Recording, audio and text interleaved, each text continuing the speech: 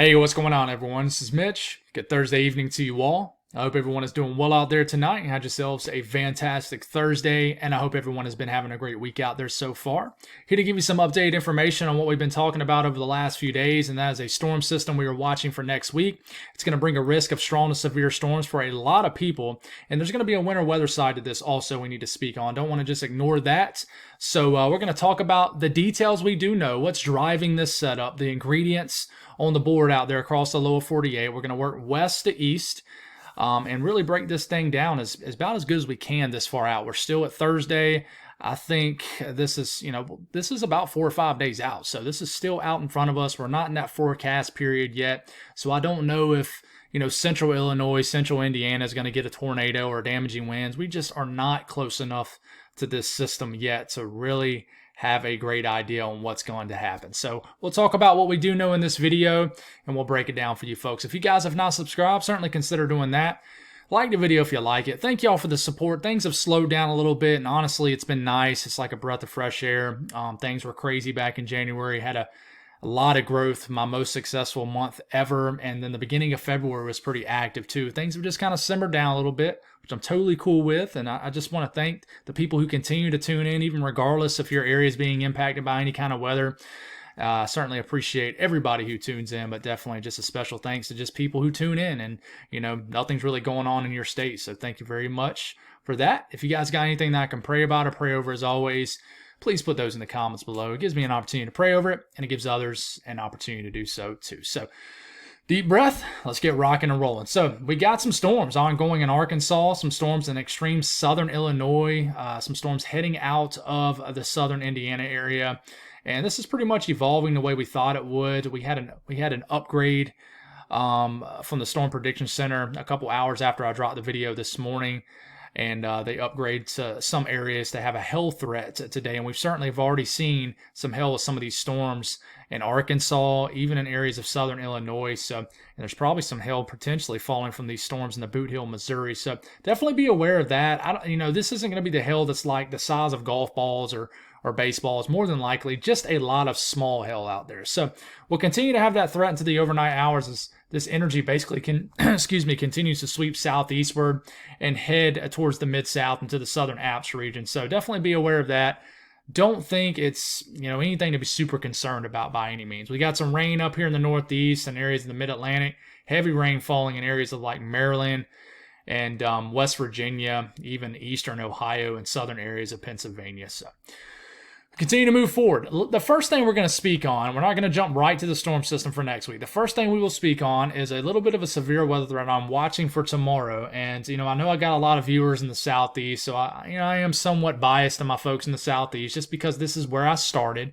So I do want to show some love to my folks in South Carolina and North Carolina. We do have a marginal risk. This got upgraded from some updates earlier this morning for tomorrow. So we have this marginal risk in the dark green, which means there's a level 1 out of 5 risk. And really, this is just driven off hail. So we click on this. There is a 5% risk of hail exceeding 1 inch in diameter or larger within 25 miles in the given location.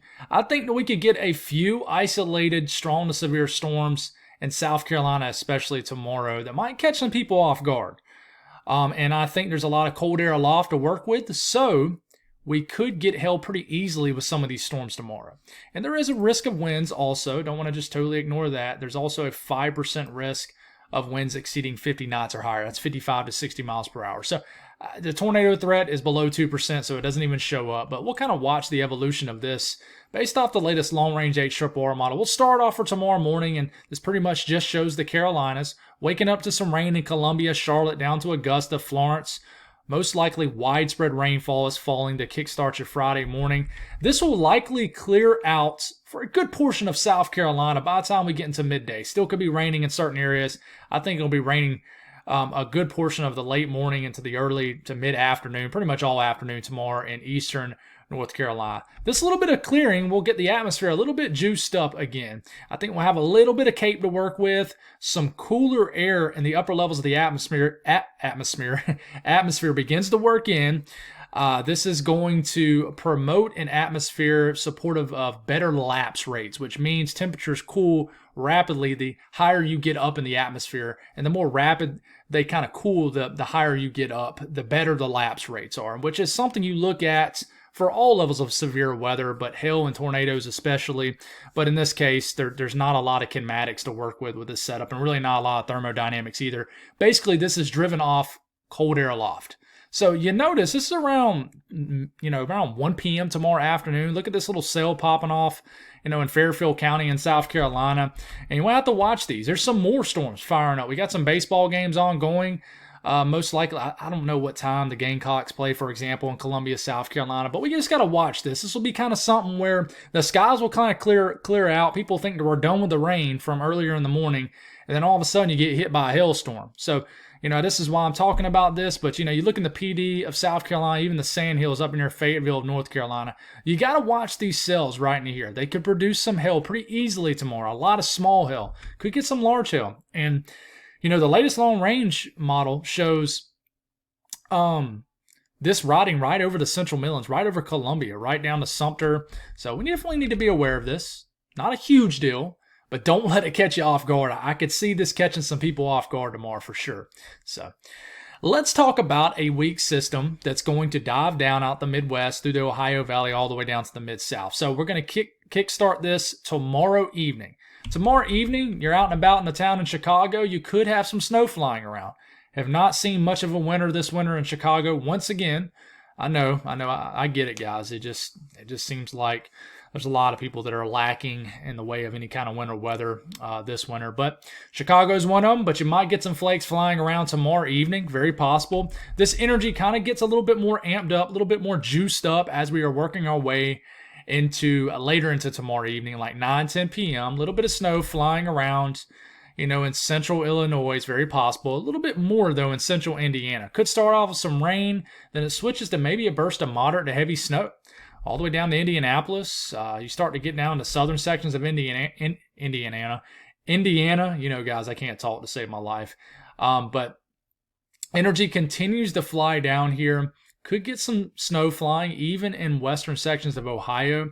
Could get a little bit of lake-enhanced snow that kind of dives down to Chicago. So you might continue to see some flakes flying around overnight tomorrow night in Chicago. We'll watch. And then check out how this energy dives into southern Ohio. We can go on and just kind of switch it to this.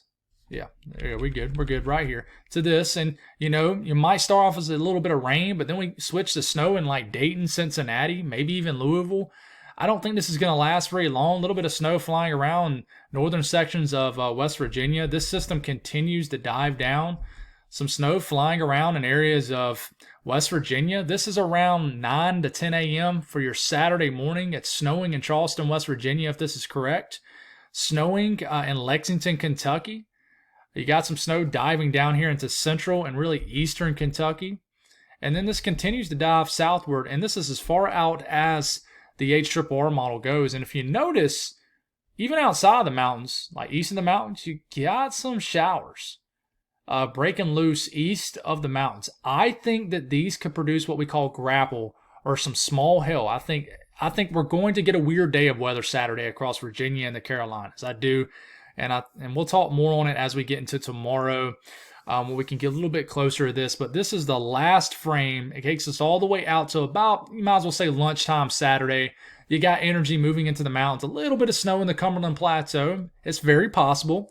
Chilly air mass kind of coming down with this system. And then we got snow flying around midday in the Smokies in Tennessee and North Carolina. And look at all this other energy. If we kind of switch it to the to the NAM right here, and this is around midday Saturday, look at all this snow flying around the high country of North Carolina, the higher elevations of Tennessee, some snow flying around southwest Virginia, moving out of, eastern sections of Kentucky. And yeah, I think the mountains are going to rob most of this moisture, but some of this energy will break containment east of the mountains. And I think as we are getting into Saturday afternoon, like I said, some of these areas in yellow and orange and reds right here, like these showers, kind of heavier burst of rain, they could easily produce small hail or what we call grapple, which is kind of a mixture between snow and sleet.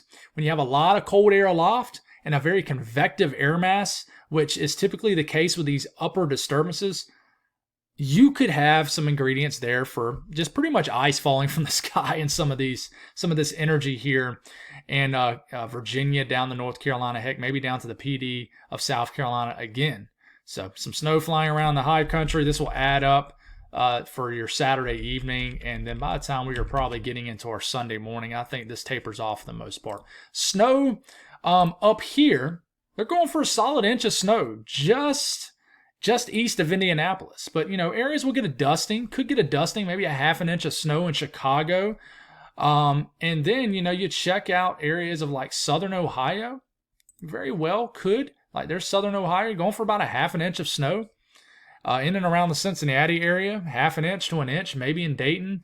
And just going for trace the dusting amounts here in northern Kentucky, eastern Kentucky. Same thing with West Virginia. But a few inches of snow could really add up. I would say, 3,000 to 4,000 feet up in the air here in the higher elevations of Tennessee and North Carolina for sure. So definitely be aware of that. I know I spent probably way too long on that, but like I said, I mentioned this in this morning's video. If you want to see some snow, go to the mountains this weekend. It might be a good day to do it. Take maybe just, if you live kind of really close to the mountains, only a 1 to 2 hour drive, 3 hour drive, go Saturday. You get high enough up in the mountains of North Carolina and Tennessee, you'll probably see some snow flying around. It's a very good chance of it. So let's talk about the system for next week. So we'll start off this coming Sunday evening. So here in the few days, we're getting to the tail end of this weekend. And if you notice, most of the lower 48 is pretty quiet. Disturbance up here in Canada, not really bothering anybody in the lower 48. Most of the cold air is really up into Canada. A lot of energy diving down out of Western Canada. And as it does, we're getting into our Monday. And let's take it all the way to about our Monday afternoon. Look at all this snow flying around the northern Rockies, the Cascades. We got rain in the lower elevations. Someone said in the comments, Mitch, I'm tired of you saying snow for the higher elevations. Trust me, I'm tired of saying it. I really am. It's just, it gets very repetitive. And yeah, I would love to say snow for South Carolina or Georgia, even if it's in March. But anyways, enough of that. We're getting into Monday evening. There's basically a trough of low pressure diving down to the western U.S. Eventually, this trough will fully eject with a surface low associated with it, or 2 or 3. Here comes the first surface low right here. The European, as we're getting into Monday evening of next week, got a 988 millibar low, kind of ejecting across the northern plains into the north central U.S. This could work itself more so like west to east, just because the trough is digging down and the cold front's coming down so fast. So this kind of moves out of the Dakotas into Minneapolis, and this could generate an area of precipitation, area of snow, and like North Dakota, basically the Dakotas, and then Minnesota. We'll have to watch this. This is kind of the first disturbance, right? The first surface low. Then you're seeing another one developing right here as this trough digs down, kind of continues to ooze southward. It's kind of developing off the front range of Colorado. And then the same thing, this kind of tucks in right here. As you see these blue lines right in here, that's cold air. Just think of that as cold air diving down. And here comes another low right here. And there's that one still up there that kind of eventually works itself over the Great Lakes region into Canada, generates maybe a winter storm up there. And then here comes our next one right here. Well, let's back it up. This is for Tuesday, about midday. There's another low coming in. Okay? And this low, I know it just shows green in the Midwest, but this low could be generating some thunderstorms in the way of strong to severe storms, potentially across areas of the Midwest. Maybe the kind of the mid-Mississippi Valley, if you will, the central Mississippi Valley. It's very possible. But of course, we're not in the range of those short-range models. We don't really get to see the full evolution of how these storms are going to evolve. We're just not close enough yet. But there's another surface low right here. This develops, and as we get into Tuesday afternoon, it quickly ejects across the middle of the country. And then 986 millibar low, you're probably going to have storms right into here. All right, snow probably on the cold side. How heavy is this snow going to be? At this point, Minneapolis is basically in that colder side now. Okay. And then you start to see some snow. How heavy is the snow going to be in Minneapolis? I'm struggling saying the city of Minneapolis right now. I don't know why. How heavy will the snow be? We're just not quite sure as we get into early to midway next week. This is around, next Tuesday afternoon, next Tuesday evening, and we got snow flying around in areas of Minnesota and areas of, Iowa, a little bit of snow showing up in Des Moines, Ames, Omaha. So, and then here comes another low right in here as we're getting into Tuesday evening. that is probably going to be there. And this other low is kind of heading on off, and then the moisture gets more, it blossoms more, gets more amplified, and then all of a sudden we're getting a pretty significant winter storm up here, kind of in the upper Midwest, kind of the western Great Lakes region, if you will, with all rain in lower Michigan. Cold air is coming in. Another low develops down here. Okay, could have 2 to 3 surface lows at the base of this trough that ejects across the country. And as this trough continues to basically make its way and kind of weaken and move eastward, obviously each surface low is going to move further east. So, we're getting into Wednesday. I think Wednesday is a weird day. I think that we're going to see the most movement for our severe weather threat for Wednesday. But, Wednesday midday, got a 998 millibar low riding across the mid-Atlantic into the northeast with a punch of cold air behind it. So I think there's going to be another system behind this to kind of greet us for March too, but there's no point talking about that quite yet. GFS, shows the same kind of general idea as we're getting into early next week. Got a lot of snow breaking out across the higher elevations, of the western U.S., the Rockies, Cascades, Sierra Nevada. Snow levels could be lower in this setup, so it's kind of some of the areas that have not seen snow that are up against those higher elevations of the western U.S. could see some snow. Just depends on how high up you live. It's a bunch of microclimates out west. I think you guys know that. I don't have to tell you guys that. Y'all know that for sure. But same thing with the GFS. First low develops right in here over the northern plains.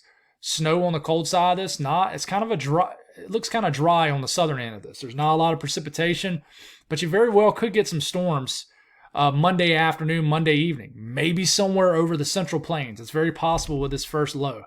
And then this kind of scoots on off, maybe delivers a stripe of snow from, my nose.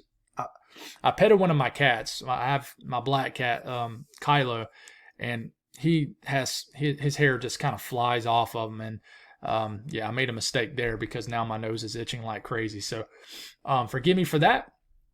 But snow flying around up here in Canada, a little stripe of light snow in the northern Dakotas, and then the northern plains. You're losing this low right here, but there's another one developing right here. And I think sometime Monday night into Tuesday, you could have a pretty significant winter storm across the northern plains. Maybe Wyoming, maybe Montana, Utah, Colorado. We have to see what happens here. 988 millibar low ejecting off the front range.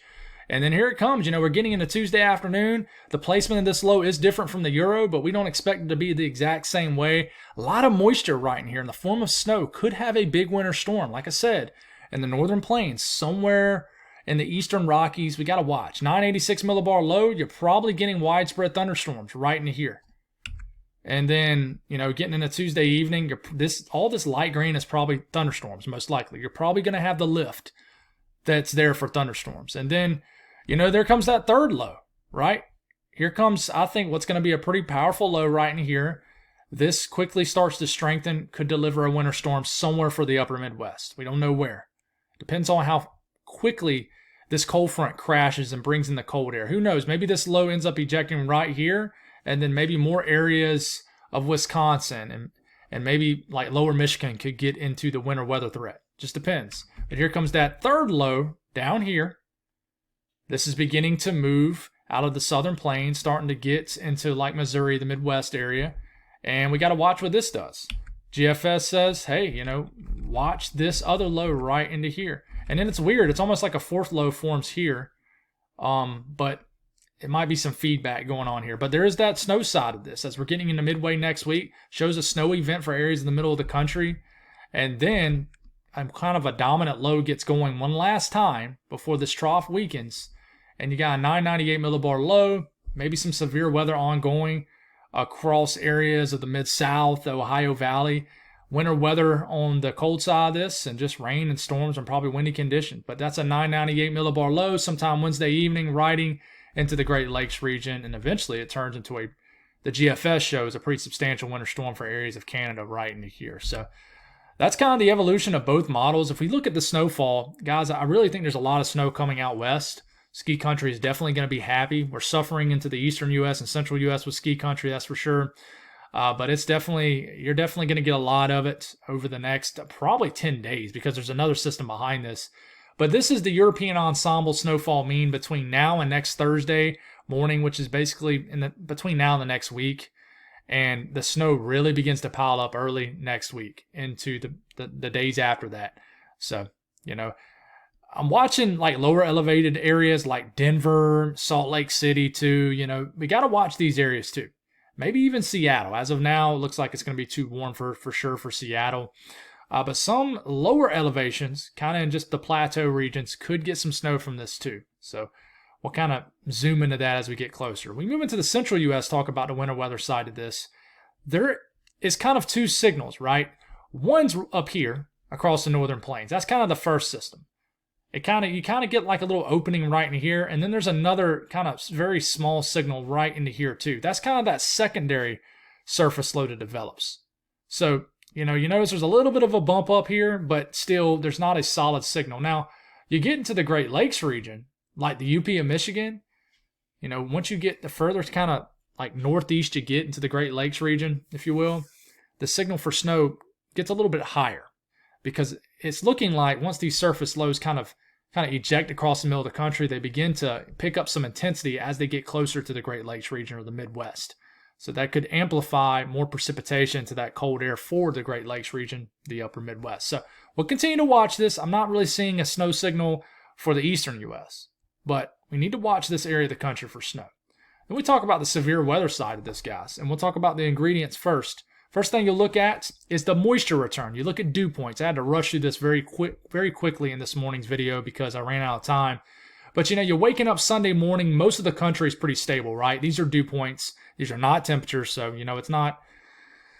It's not 14 degrees in North Dakota. This is just these are dew points. So one thing I'll quickly note here: you guys start to get dew points into I would say the 60s and higher before you have a thermodynamic, which are the dew points, the moisture levels supported for severe weather. Now, you can have severe weather in the 50s. I mean, we've even seen it in the 40s, but you can have it in the 50s, but really you need to get them above 60 degrees. So as you have each surface low at the base of this trough that ejects across the middle of the country, each one is going to try to pull up moisture.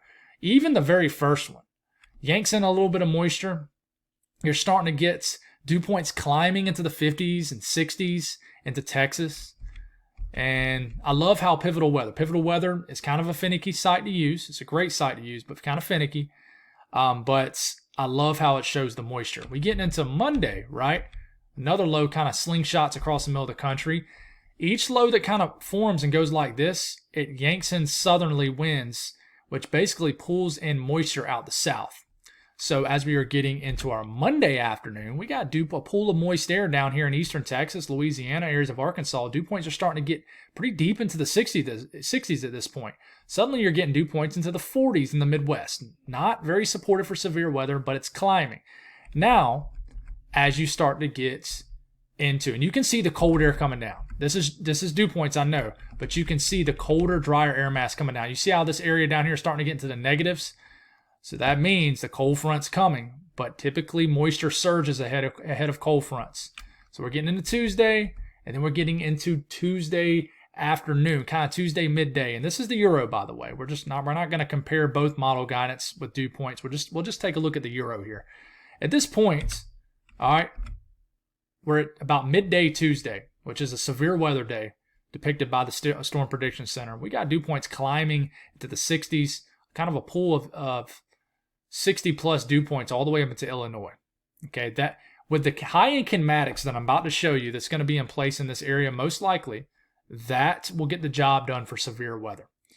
Down here, you're probably going to lack lift. I'll speak on that here in a second. But then as we get into Tuesday afternoon, look how this I keep saying that, but basically this sector of moist air begins to kind of crash and you get drier air that moves in. And then look at this dry line that forms Tuesday evening. You got dew points in the 20s in Oklahoma City, and then you head on down to Texarkana, you got dew points in the 60s, the cold front crashing in. And then we start to get into our Wednesday, and that's when it gets kind of weird. The timing gets way off.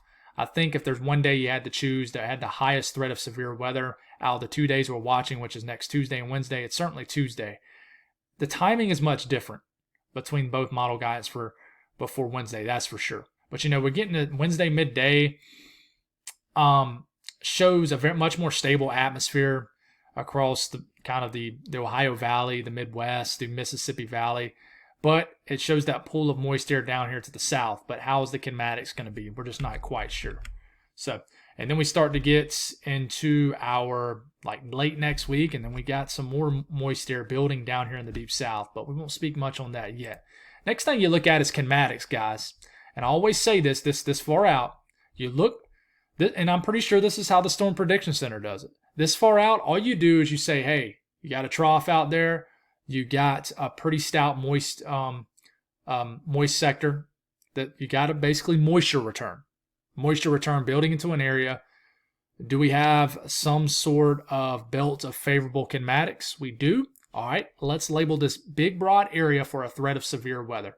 We've had enough model guidance to come together to show us we got something going on here.